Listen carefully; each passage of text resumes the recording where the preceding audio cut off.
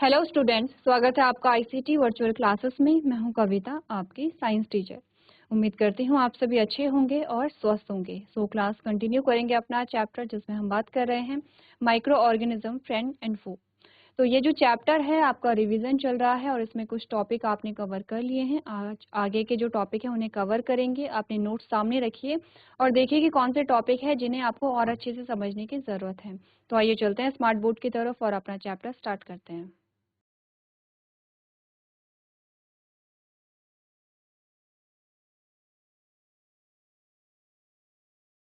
चलिए, तो अभी तक हमने बात की थी यहाँ पर जो हमारे पास आया था। सबसे पहले हमने कंटेंट देखा कि हम क्या क्या यहाँ पर पढ़ने वाले हैं। ठीक है, इंट्रोडक्शन में आपने माइक्रो ऑर्गेनिज्म के बारे में पढ़ा। माइक्रो ऑर्गेनिज्म क्या होते हैं और कहाँ पाए जाते हैं बेसिकली।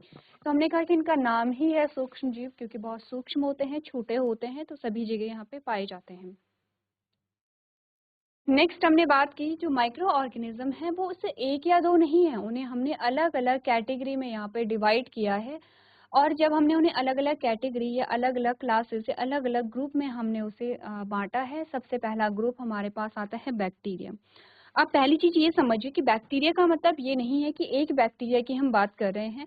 बैक्टीरिया एक ग्रुप का नाम है। जैसे कि हमने कहा ह्यूमन जो है, मनुष्य जो है, तो मनुष्य एक प्रजाति है और हम इसे एक ग्रुप भी कह सकते हैं। इसमें आपने कहा कि अनगिनत मनुष्य होते हैं, वैसे ही बैक्टीरिया भी एक ग्रुप है जिसमें अनगिनत बैक्टीरिया होते हैं। अलग अलग प्रकार के होते हैं, अलग अलग साइज के होते हैं, अलग अलग आकार के होते हैं, अलग अलग इनके क्या है यहाँ पे गुणधर्म होते हैं। इनमें पोषण भी अलग अलग प्रकार का पाया जाता है। जैसे कि कुछ तो आपके स्वपोषी होंगे और कुछ परपोषी होंगे। यहाँ पर स्वपोषी जो होंगे वो कीमो ऑटोट्रॉप होंगे, यानी कि जो प्लांट्स हैं उनसे अलग होते हैं और केमिकल्स की प्रेजेंस में अपना फूड, अपना भोजन बनाते हैं। ठीक है, कुछ यहाँ पे क्या होंगे, परपोषी होंगे। हमने कहा अगर इनका हम देखें ऑर्गेनाइजेशन तो यूनिसेलुलर होते हैं, यानी कि एक कोशिकीय होते हैं, और प्रोकैरियोटिक होते हैं, यानी कि जो कोशिका है सबसे प्रिमिटिव और सबसे सरल प्रकार की है। ठीक है, इनमें केंद्रक नहीं पाया जाता है और मेम्ब्रेन बाउंड ऑर्गेनेलीज नहीं पाई जाती है। क्लियर है, इतना हम पढ़ चुके हैं।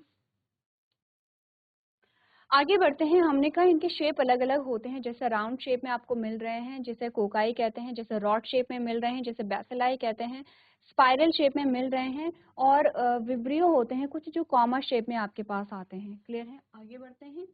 और आगे हमने बात की है दूसरे ग्रुप के बारे में, जिसे हमने फंजाई या इसे हम कवक कहते हैं। तो कवक होते क्या है, जो मशरूम है वो भी कवक होते हैं, जो आपके ब्रेड या रोटी पे जो फफूंद लगती है वो भी कवक है। पेनिसिलियम जो इससे कि आप एंटीबायोटिक बनाते हैं वो भी क्या है, एक कवक है। ठीक है, ये सारे कवक होते हैं। बॉडी ऑर्गेनाइजेशन कैसा है इनका, आपने कहा कि ये क्या है, यूकैरियोटिक होते हैं। यूनिसेलुलर से मल्टीसेलुलर तक होते हैं, वैरायटी पाई जाती है। पोषण कैसा है, हमने कहा परपोषी होते हैं, यानी कि अपने पोषण के लिए किसी दूसरे पे निर्भर रहेंगे। ठीक है, आगे बढ़ते हैं। और नेक्स्ट हमारे पास जो ग्रुप आया है वो है प्रोटोजोआ। प्रोटोजोआ में क्या पढ़ा है हमने कहा ये एक कोशिकीय होते हैं लेकिन यूकैरियोटिक होते हैं, क्योंकि इनमें न्यूक्लियस पाया जाता है। ठीक है, ये क्या होते हैं, स्वतंत्र होते हैं, विषम पोषी और कुछ स्वपोषी भी हो सकते हैं। यहाँ पर कुछ उदाहरण आपके पास आते हैं, अमीबा, पैरामीशियम आदि होते हैं। ठीक है, अगले हमारे पास आते हैं एल्गी। और एल्गी जो होते हैं उन्हें प्लांट में रखा गया है। ठीक है, सबसे प्रिमिटिव और सबसे सरल जो प्लांट होते हैं और सबसे ज्यादा फोटोसिंथेसिस जिनमें होती है वो होते हैं एल्गी, जिन्हें आप शैवाल कहते हैं। ठीक है, शैवाल जो है यहाँ पर वो कैसे होंगे, स्वपोषी होंगे, क्योंकि आप ग्रीन कलर इनका देख रहे हैं।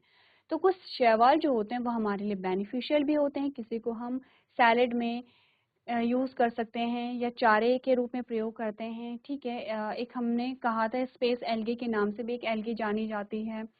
ठीक है, लेकिन कुछ हार्मफुल भी होंगे यहाँ पर। इस प्रकार से आगे बढ़ते हैं और आगे हमारे पास आता है, आपने कहा इससे पहले जो हमने बात की है यहाँ तक, ये तो है आपके माइक्रो ऑर्गेनिज्म। ठीक है, कुछ ऐसे हैं कि जिन्हें आप माइक्रोस्कोप से ही देख सकते हैं, कुछ ऐसे हैं जिन्हें मैग्नीफाइंग ग्लास से देख सकते हैं। अगर एल्गी और फंजाई की बात करें तो कुछ एल्गी और कुछ फंजाई को आप आंखों से भी देख सकते हैं। ठीक है, आगे बढ़ते हैं। हमने बात की है यहाँ पर वायरस के बारे में, और वायरस जो है वो किसी भी प्रकार का ऑर्गेनिज्म नहीं है, लिविंग ऑर्गेनिज्म भी नहीं है और डेड भी नहीं है, बीच की कड़ी होती है। हमने कहा जो वायरस होते हैं वो उनमें सेल नहीं पाई जाती है, सिर्फ न्यूक्लिक एसिड होता है जिसमें डीएनए या आरएनए कुछ भी हो सकता है, डबल स्ट्रैंडेड या सिंगल स्ट्रैंडेड कुछ भी हो सकता है, और बाहर एक प्रोटीन की कवरिंग होती है जैसे कि आपको इमेज में यहाँ पे बनाकर दिखाया गया है। ठीक है, आपने कहा ये प्रोटीन की यूनिट को हम कैप्सोमियर कहते हैं और पूरी लेयर को हम कैप्सिड कहते हैं। अगर हम कहें कि जो वायरस है उसके बेनिफिट्स क्या होते हैं और उसके हार्मफुल इफेक्ट क्या होते हैं, तो हमने कहा हार्मफुल इफेक्ट बहुत सारे होंगे, क्योंकि जो वायरस है यहाँ पर वो प्लांट्स, एनिमल्स और जो माइक्रो ऑर्गेनिज्म है, अदर माइक्रो ऑर्गेनिज्म जैसे बैक्टीरिया, इनको क्या करते हैं, इन्फेक्ट करते हैं या बीमार करते हैं। तो इनके बेसिकली हम देखते हैं कि नेगेटिव पॉइंट्स ही हमें मिलते हैं, या फिर हमने कहा इनके हार्मफुल इफेक्ट ही हमें मिलते हैं। अगर एक बेनिफिट की हम बात करें तो हमने कहा एज अ वेक्टर हम इसे यूज करते हैं। ठीक है, एक प्रकार का वायरस होता है जिसे हम क्या करते हैं यहाँ पे ह्यूमंस में एज अ वेक्टर और वाहक के रूप में यूज करते हैं। तो जब आप हायर क्लासेस में जाएंगे तो क्लास 12th में आपके पास एक चैप्टर आएगा डीएनए टेक्नोलॉजी, और वहां पर आप देखेंगे कि जब जीन को हमें एक व्यक्ति से दूसरे व्यक्ति में ट्रांसफर करना पड़ता है, तब हम यहाँ पर क्या करते हैं, एक वेक्टर या एक वाहक, एक वाहन का यूज करते हैं। ठीक है, वाहन, वाहन ऐसे नहीं होते जैसे आप और हम यूज करते हैं। वाहन का मतलब होता है ट्रांसफर करने के लिए कोई भी जो मीडिएटर होता है। ठीक है, उसमें हम वायरस को यूज करते हैं। तो वायरस को सबसे पहले इनएक्टिव किया जाता है। ठीक है, यानी कि वो किसी भी प्रकार से एक्टिव ना हो, किसी भी प्रकार से टॉक्सिन का यूज ना करे वो, और उसके बाद हम उसमें क्या करते हैं, जो पीस ऑफ डीएनए है जिसे जीन ऑफ इंटरेस्ट कहा जाता है उसे इंसर्ट कराया जाता है, और दूसरी जो व्यक्ति है या दूसरी जो सेल है उसमें इंसर्ट कराया जाता है। तो हमने कहा एक बेनिफिट अगर हमें मिलता है तो वो क्या है, एज अ वेक्टर यहाँ पर मिलता है वायरस का। वायरस अलग अलग प्रकार के होते हैं, जैसे एचआईवी है, हेपेटाइटिस है, ठीक है, इन्फ्लुएंजा है, या बैक्टीरियोफाज है, या इबोला वायरस है। ये सारे क्या होते हैं, वायरस के टाइप होते हैं अलग अलग। इनमें से कुछ मनुष्यों को क्या करते हैं, इन्फेक्ट करते हैं, कुछ बैक्टीरिया को करते हैं, कुछ प्लांट्स को करते हैं। ठीक है, क्लियर है यहाँ तक? चलिए, नेक्स्ट हमारे पास जो आया था, हमने कहा माइक्रो ऑर्गेनिज्म कहाँ रहते हैं। तो ध्यान दीजिए, क्योंकि हमारा ये रिवीजन चल रहा है और क्योंकि टॉपिक हम कवर कर चुके हैं, चैप्टर हम पूरा पढ़ चुके हैं, रिवीजन है, तो जितना हो सके उतना आपको चीज़ों को क्या करना है, पढ़ना है और समझना है। क्योंकि अभी आपको नोट्स नहीं बनाने पड़ेंगे, नोट्स ऑलरेडी आपके बने होंगे। तो अब आपको चीज़ें समझनी है, जितनी ज़्यादा हो सके आपको चीज़ें समझनी है। तो कहाँ रहते हैं माइक्रो ऑर्गेनिज्म, इतना कुछ लिखने की आवश्यकता नहीं है। आपने कहा एक सिंपल सा सेंटेंस आप लिख सकते हैं कि माइक्रो ऑर्गेनिज्म सभी स्थानों पे सभी प्रकार के क्लाइमेट में पाए जाते हैं। जहाँ पर जीवन संभव भी नहीं है वहाँ पर भी पाए जाते हैं। जैसे एक्सट्रीम जो कंडीशन होती है, जैसे एक्सट्रीम कोल्ड क्लाइमेट होता है, ठीक है, जैसे वहाँ पे एक्सट्रीम जो टेम्परेचर है वो एक्सट्रीम है। ठीक है, जैसे कि आपने कहा डेजर्ट में होगा, मार्शी एरिया में होगा, तो सभी जगह क्या होते हैं, ये पाए जाते हैं। और नॉर्मल जो इन्वायरमेंट है जहाँ आप और हम रहते हैं वहां पर तो पाए ही जाते हैं। एक्वेटिक यानी कि जल में भी होंगे, स्थल में भी होंगे, सभी जगह होंगे, एयर में भी होंगे। ठीक है, आगे हमने कहा कि माइक्रो ऑर्गेनिज्म एंड अर्थ, यानी कि हमें और माइक्रो ऑर्गेनिज्म में क्या संबंध है, तभी तो हम इसे पढ़ रहे हैं। तो आपने कहा कि हम चार कैटेगरी आपके पास आई है, बैक्टीरिया है, फंजाई है, प्रोटोजोआ है और एल्गी है। ठीक है, इसके अलावा अगर हम वायरस की बात करें तो वायरस को हम माइक्रो ऑर्गेनिज्म वाले जो कैटेगरी है उसमें नहीं रखते हैं, लेकिन वायरस को भी हम पढ़ेंगे। क्लियर है? तो क्या हमें यहाँ पर संबंध है, तो हमने कहा संबंध इस प्रकार से कि माइक्रो ऑर्गेनिज्म का हम पर डायरेक्टली और इनडायरेक्टली प्रभाव पड़ता है। कैसे? हमने कहा कुछ तो बेनिफिट होते हैं, कुछ यूजेस होते हैं माइक्रो ऑर्गेनिज्म के हमारी लाइफ में, और कुछ हार्मफुल इफेक्ट होते हैं, यानी कि कुछ हानिकारक प्रभाव होते हैं। ठीक है, क्लियर है? चलिए, तो यूजेस में हमने क्या क्या बातें की थी, हमने अलग अलग जो टेबल है वो पढ़ी थी। अब इसी टेबल को हमने एक एक करके पढ़ना है। सबसे पहले हमारे पास जो आता है यूजेस ऑफ माइक्रो ऑर्गेनिज्म है। ठीक है, क्या पढ़ा हमने इसमें? आपने कहा micro organism can be put to multiple uses, be in a be it in the making of alcohol, bread, cake or a medicines, or in agriculture or cleaning the environment। ठीक है, यानी कि जो सूक्ष्म जीवों के क्या उपयोग है, सूक्ष्म जीवों के कई उपयोगों में हमने इसे देखा है, जैसे कि अल्कोहल अल्कोहल या रोटी या केक या फिर दवाएं बनाने में या फिर कृषि में या पर्यावरण की सफाई में यहाँ पर इनके बेनिफिट्स होते हैं। चलिए तो बेसिक चीज़ है, स्टार्ट करते हैं। सबसे पहले यहाँ पर making of curd and bread, कि ब्रेड और कर्ड का फॉर्मेशन यहाँ पर कैसे होता है। तो जो दही है, तो दही हमने कहा कि पूर्ण रूप से माइक्रो ऑर्गेनिज्म पे ही निर्भर रहती है। कौन से माइक्रो ऑर्गेनिज्म पे है? हमने कहा बैक्टीरिया पे।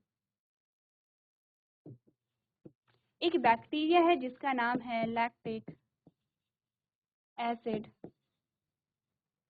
बैक्टीरिया, या इसका एक और नाम है, इसे शॉर्ट में LAB लिखते हैं, ठीक है, LAB।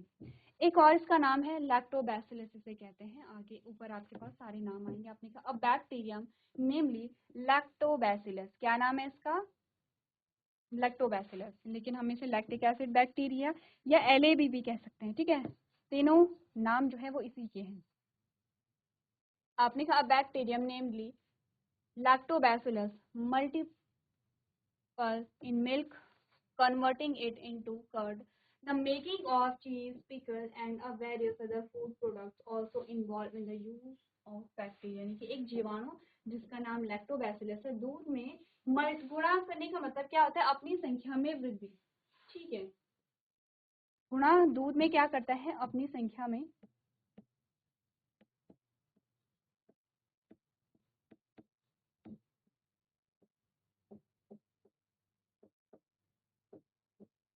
वृद्धि करता है, ठीक है। तो ये क्या करेगा? यहाँ पर गुणा करके इसे दही में परिवर्तित कर देता है।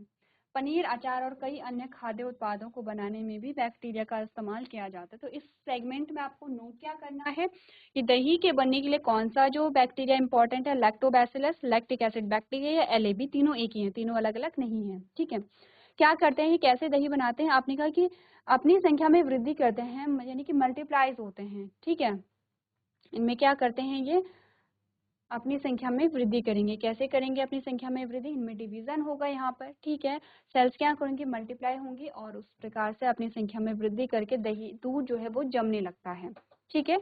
एक बार आप लोग जो बैक्टीरिया है उसका नाम नोट कर लेंगे और उसे अच्छे से समझ लेंगे।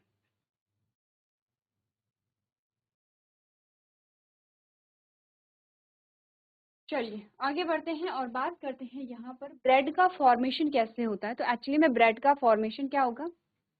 जैसे ब्रेड या इडली बनाने के लिए जो डो है या आटा है, जैसे आटा हम गूंथते हैं वैसे ही डो तैयार किया जाता है, ठीक है।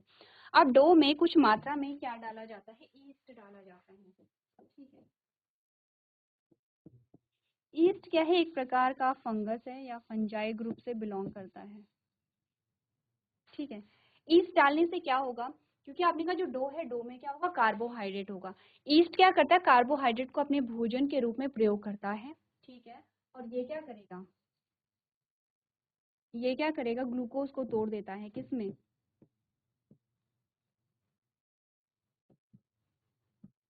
अल्कोहल प्लस कार्बन डाइऑक्साइड में, ठीक है। अब आप सोचिए कार्बन डाइऑक्साइड क्या है? गैस है। इसे हम कैसे डिनोट करते हैं? G से डिनोट करते हैं। आपने केमिस्ट्री में देखा होगा कि जो स्टेट होती हैं उन्हें हम कैसे यहाँ पे शो करते हैं। कार्बन डाइऑक्साइड क्योंकि गैस है, और आपने कहा गैस अगर किसी आटे में ट्रैप हो जाएगी तो गैस क्या करेगी? यहाँ से निकलने की कोशिश करेगी। जैसे ही गैस निकलती है वैसे ही जो डो है वो फूल जाता है। आप क्या करते हैं? डो तैयार किया, उसमें ईस्ट आपने ऐड कर दी है और आपने कुछ घंटों के लिए, 2-3 घंटों के लिए उसे छोड़ दिया। आप देखेंगे कि वो बहुत फूल जाता है, ठीक है। जब फूल जाता है तो उसमें क्या होता है? छोटे छोटे छेद भी आपको देखने को मिलते हैं जो हमें बताते हैं कि यहाँ से गैस निकली है। वो जो छेद हैं वहाँ पे छोटे छोटे से जो छिद्र होते हैं वो हमें क्या बताते हैं कि यहाँ से क्या होती है? जो गैस है वो रिलीज हुई है। अब हमने कहा ठीक है, तो इसका बेनिफिट क्या है? हमने ईस्ट डाला, डो तो हम वैसे भी तैयार कर ही रहे थे। ईस्ट डालने से क्या हुआ कि जो डो है वो फूल जाता है। तो इसका क्या बेनिफिट है? हमने कहा बेनिफिट ये कि वो जो डो है वो कैसा हो जाता है? स्पॉन्जी सा हो जाता है, ठीक है, यानी कि सॉफ्ट हो जाता है। अब जो ब्रेड यहाँ पे बनेगा, जो इडली आपने खाई होगी, ठीक है, या फिर आपने कुछ केक खाए होंगे, जो केक की जो ब्रेड होती है, तो वो कैसी होती है? सॉफ्ट होती है वो। तो सॉफ्ट कैसे होती है? क्यों होती है? क्योंकि डो क्या होता है? वो फूल जाता है वहां पर। इस वजह से वो जो आपने का स्टफ होता है वो सॉफ्ट वहां पर होता है, ठीक है। पढ़ ले यहाँ पर क्या चीजें हो रही हैं। हमने कहा when yeast is added to a dough It reproduced rapidly, releasing carbon dioxide which bubbles into the dough, making it rise. This property of yeast is used to make bread, cake, etc. आपने कहा कि जब हम खमीर को, खमीर का मतलब क्या है, ईस्ट है, ईस्ट को ही खमीर कह रहे हैं, ठीक है, ईस्ट को ही हम क्या कह रहे हैं, खमीर कह रहे हैं। तो आपने बोला जब खमीर को एक आटे में हम क्या करते हैं, ऐड करते हैं, जोड़ने का मतलब होता है ऐड।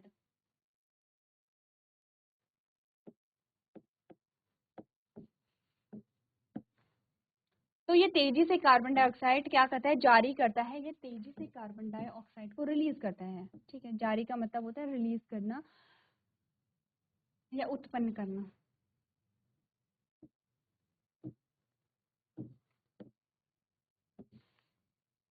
जो आटे में बुलबुले बनाता है जिससे कि यह ऊपर उठता है, ईस्ट के इस गुणा का उपयोग ब्रेड केक आदि बनाने में किया जाता है, ठीक है। ईस्ट गुणा का मतलब क्या होता है कि जो यहाँ पे ईस्ट है वो क्या करेगा, रिप्रोडक्शन करेगा, रिप्रोड्यूस यहाँ पर जो प्रोसेस है वो शो करेगा और इसके बाद अपनी संख्या में वृद्धि करते हैं। तो रिप्रोडक्शन का सिंपल सा मतलब क्या होता है, आपने कहा अगर आपने रिप्रोडक्शन पढ़ा होगा तो ईस्ट में किस प्रकार का रिप्रोडक्शन पाया जाता है, एसेक्सुअल रिप्रोडक्शन मिलता है, ठीक है, ईस्ट में जो मिलता है एसेक्सुअल रिप्रोडक्शन देखने को मिलता है। और इसमें हम क्या देखते हैं, बर्डिंग देखते हैं, ठीक है। तो बर्डिंग की प्रोसेस आपने देखी होगी, जैसे हमने कहा ये ईस्ट है, ठीक है, ये ईस्ट की सेल है, इस प्रकार से यहाँ पे छोटा सा बर्ड जैसा स्ट्रक्चर बनता है और वो बड़ा होता जाता है इस प्रकार से, एंड एट लास्ट ये जो है ईस्ट ये अलग हो गया है और ये जो बेबी ईस्ट है ये अलग हो गया। तो ऐसा नहीं है कि सिर्फ एक ही ईस्ट बनेगा, इसमें एक से ज्यादा ईस्ट भी बन सकते हैं। तो रिप्रोडक्शन की प्रोसेस होगी और इसी प्रोसेस को हम क्या कहते हैं, बर्डिंग कहते हैं, ठीक है, इसी प्रोसेस को हम बर्डिंग कहते हैं। बर्डिंग और कहाँ पर देखी थी हमने, जो बर्डिंग देखी थी वो हाइड्रा में देखी थी, ठीक है।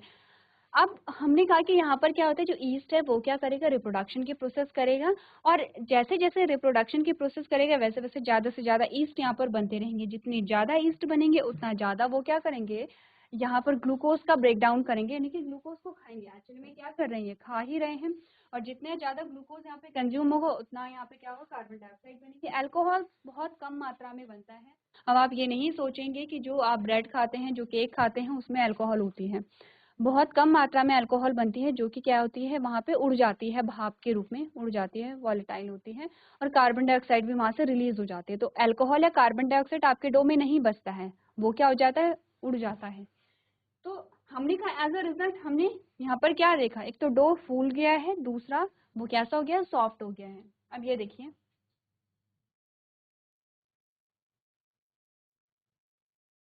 ये आपको बता रखा है कि एक डो जो है जिसमें हमने ईस्ट मिला रखा है वो कैसे यहाँ पर फूल रहा है। तो 3 घंटे का टाइम पीरियड है और 3 घंटे में आपने कहा कि ये जो डो है इतना फूल गया है। ध्यान से देखिए, ये एक्चुअल फुटेज है और ये होता है, अगर आप ईस्ट का यूज करेंगे तो जो डो है वो इसी प्रकार से फूलता है।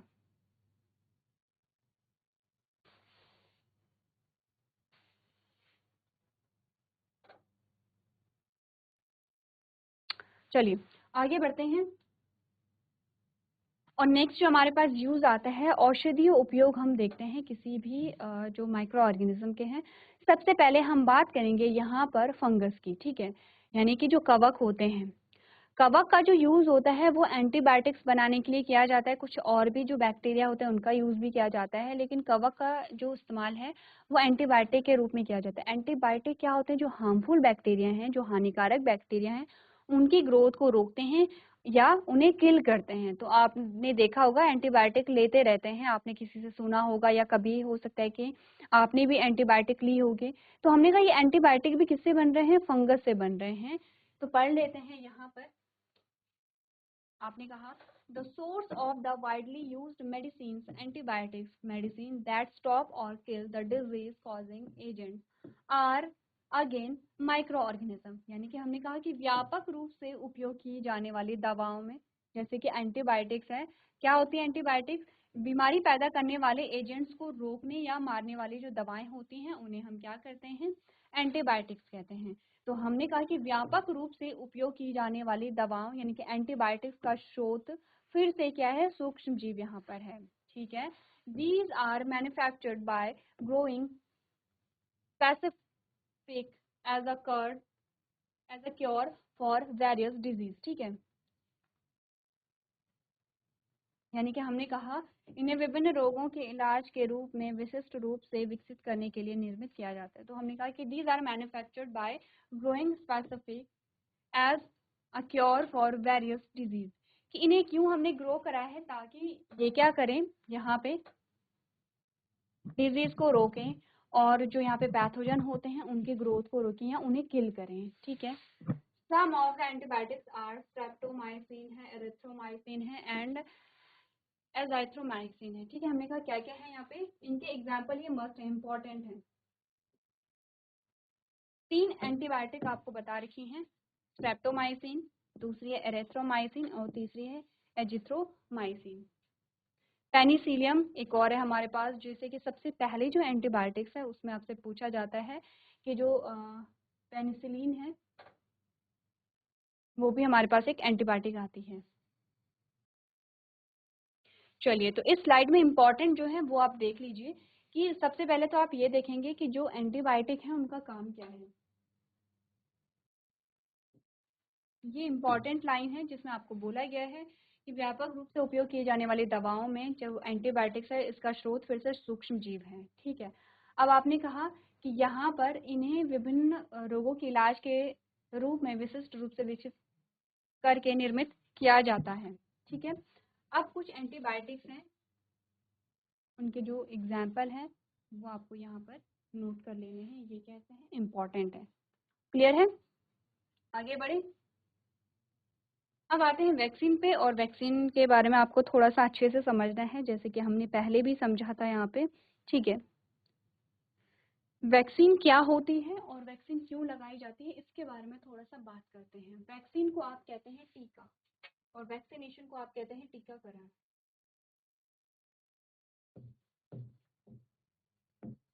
टीका और टीकाकरण यानी कि टीके का मतलब है वैक्सीन और टीकाकरण का मतलब है वैक्सीनेशन। सबसे पहले तो टीका होता क्या है, हमने कहा आपको इंजेक्शन लगे होंगे, जैसे कि जब जो न्यूबॉर्न होते हैं उन्हें टीके लगते रहते हैं, ठीक है। आपको याद होगा आपने भी कई टीके लगवाए होंगे, आपके पेरेंट्स ने आपको टीके लगवाए होंगे, और अगर आपने याद नहीं है तो आप देखते हैं कि जो आपसे बहुत छोटे हैं उन्हें टीका लगवाया जाता है, या फिर वैक्सीनेशन से आप समझ रहे होंगे कि क्या मतलब है। को अभी कोविड-19 के टाइम पे सभी ने क्या किया था, वैक्सीनेशन करवाया था, ठीक है। उस टाइम पे सभी ने करवाया था। क्या होता है टीका, एक्चुअली में एक इंजेक्शन है, एक इंजेक्शन में एक लिक्विड है और उसे हमारी बॉडी में इंसर्ट किया जाता है, वही है वैक्सीनेशन। वो जो इंजेक्शन है और उसके अंदर जो लिक्विड है वो है यहाँ पर वैक्सीन या टीका।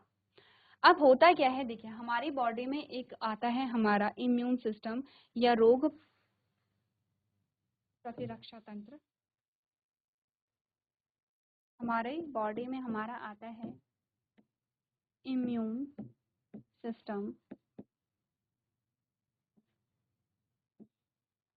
दो टाइप का होता है, इनेट होता है, एक्वायर्ड होता है, ठीक है। इनेट में जैसे कि हमने कहा WBC, जो आपके ब्लड यानी कि आपके रक्त का भाग है। एक्वायर्ड में आपके आते हैं यहाँ पे, एक्वायर्ड में आपके आते हैं एंटीबॉडी। अब आप ये बताइए इन टर्म्स को पढ़ करके कि आपको कुछ याद आया है, क्योंकि हमने अच्छे से समझा था।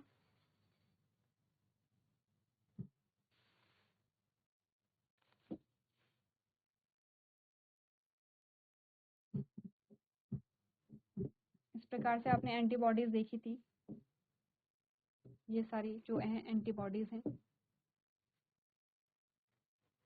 क्या आपको कुछ याद आया है यहाँ पर WBC, ठीक है, या फिर आपको याद आया है एंटीबॉडीज को पढ़ करके। एक बार अपने नोट्स देखिए, अगर आपने नोट्स बनाए हैं तो अपने नोट्स को आप लोग देख सकते हैं।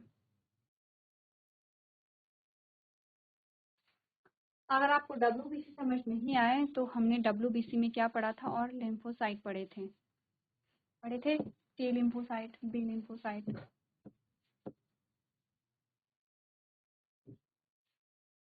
lymphocyte, ठीक है। या अगर हम कुछ और वर्ड्स की बात करें तो हमने बोला था यहाँ पे मेमोरी टी सेल या मेमोरी बी सेल। मैं सारे रिलेटेड जो टर्म्स है वो यहाँ पे लिख रही हूँ। अब आप लोग यहाँ पे क्या करेंगे, रिलेट करेंगे, ठीक है। ये एंटीबॉडीज का स्ट्रक्चर है। हमने कहा था यहाँ पे मेमोरी बी सेल, या हमने बोला था यहाँ पे मेमोरी टी सेल, ठीक है। कुछ और टर्म्स आते हैं, जैसे हमने बोला था यहाँ पे हेल्पर टी सेल, ठीक है, या हमने बोला था यहाँ पे साइटोटॉक्सिक टी सेल, ठीक है। एंटीबॉडीज आपने देख ली है यहाँ पे। ये सारे जो पार्ट्स बनाते हैं हमारे इम्यून सिस्टम के सेल्स हैं। चलिए, ये तो हम थोड़ा सा आगे चले गए हैं। अगर मैं इम्यून सिस्टम के टाइप्स की बात करूं तो आपने कहा आपकी जो स्किन है वो भी आपके इम्यून सिस्टम का पार्ट है। आपने कहा आपके सलाइवा में जो लाइसोजाइम है, या सलाइवा ही लिखते हैं, ठीक है, इजी होगा आपके लिए याद रखने के लिए। आपका जो सलाइवा है, या आपने कहा वो आपके स्टमक में जो हाइड्रोक्लोरिक एसिड रिलीज होता है वो भी आपके इम्यून सिस्टम का पार्ट है। या आपने कहा आपके जो श्वेत रक्त कणिकाएं हैं वो भी आपके इम्यून सिस्टम का पार्ट है। या आपने कहा जो लिम्फ होता है, लिम्फ समझते हैं आप लोग, हमने बात की है ब्लड और लिम्फ जो है दोनों क्या है, तरल हैं, ठीक है। लिम्फ दोनों क्या होते हैं, तरल होते हैं। और ये जो दोनों हैं तो इसमें थोड़ा सा डिफरेंस है। जैसे ब्लड और जो लिम्फ है उसमें थोड़ा सा ही डिफरेंस है। जैसे कि लिम्फ में आपको आरबीसी नहीं मिलेंगे, ठीक है। तो हमने कहा कि ये जो लिम्फ है हमारा, या जो डब्ल्यूबीसी है, वाइट ब्लड सेल्स या श्वेत रक्त कणिकाएं हैं, ये हमारे क्या है, इम्यून सिस्टम का पार्ट होती हैं, ठीक है। अब लिम्फोसाइट हो गया है। इसके अलावा हमने कहा कि क्या है, मैक्रोफाज है या फैगोसाइट है। अब जरूरी नहीं है कि आपको ये सारे टर्म्स आने चाहिए, क्योंकि इतना कुछ आपके सिलेबस में है नहीं। ये सारे टर्म्स इसलिए लिखे गए हैं कि इनमें से कुछ तो टर्म्स होंगे जो आपको याद होंगे जब हमने क्या पढ़ा था, यहाँ पे वैक्सीन पढ़ा था, ठीक है। या फिर एक और टर्म हम देखते हैं, पैथोजन। एक और टर्म हम देखते हैं यहाँ पे, एंटीजन। तो अगर मैं कहूँ कि इनमें से जो टर्म्स आपको पता होने चाहिए, क्योंकि हम रिवीजन कर रहे हैं, ठीक है, इतने टर्म्स आपको याद होने चाहिए। जो टर्म्स आपको याद होने चाहिए वो है एंटीजन, वो है एंटीबॉडीज, इम्यून सिस्टम जो टर्म है, इनेट इम्यूनिटी जो हमने कही है, और उसमें हमने डब्ल्यूबीसी की बात की है। एक्वायर्ड इम्यूनिटी जो हमने कही कि एक्वायर्ड का मतलब क्या होता है, इनेट का मतलब क्या होता है, ठीक है। इसमें हमने बात की है यहाँ पर स्किन और सलाइवा की हमने बात की, और हाइड्रोक्लोरिक एसिड की भी हमने बात की है, ठीक है। और पैथोजन, जितने टर्म्स यहाँ पे हाईलाइटेड हैं उतने टर्म्स आपको याद होने चाहिए। इसके अलावा अगर नहीं है तो कोई बात नहीं, क्योंकि ये जो टॉपिक है हम आगे यहाँ पर इसे डिटेल में समझेंगे। तो जो हाईलाइटेड टर्म्स हैं एक बार देखिए वो आपको याद हैं या नहीं है।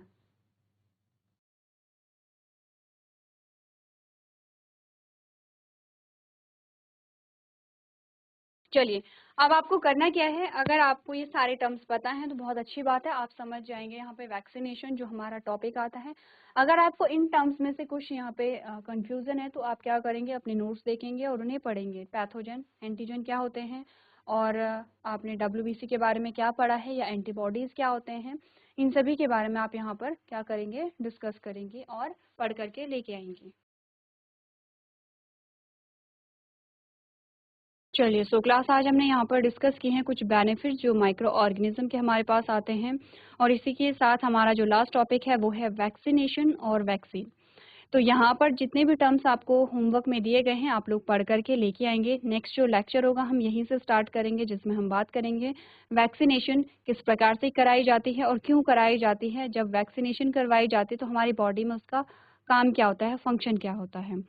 तो इसी के साथ आज के टॉपिक में हम इतना ही करेंगे। अभी तक क्लास में बने रहने के लिए आपका धन्यवाद।